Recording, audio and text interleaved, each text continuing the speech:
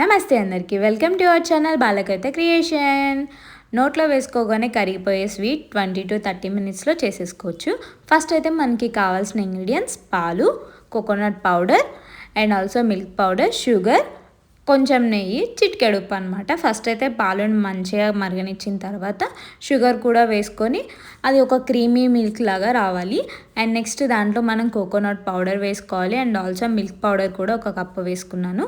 ఇదంతా మనకి కోవా ప్యాటర్న్ లాగా రావాలి. మంచిగా కలిపేసుకొని ఉండలు కట్టుకునేందుకు వీలుగా ఉండాలి.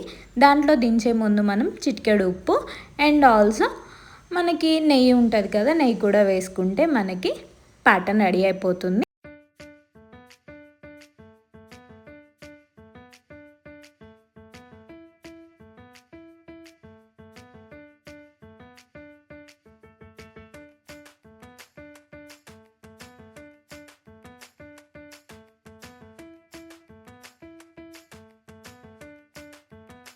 ప్యాటర్న్ని నెయ్యి రాసిన ప్లేట్లోకి తీసుకొని చేతికి కూడా నెయ్యి రాసుకొని ఇలా వీడియోలో చూపిస్తున్నట్లుగా ఉండలు చేసుకున్న తర్వాత కోకోనట్ పౌడర్లో ఇలా గార్నిష్ చేసుకుంటే coconut milk powder laddu ready అయిపోతుంది. మీకు కూడా ఈ రెసిపీ నచ్చినట్లయితే తప్పకుండా ట్రై చేయండి.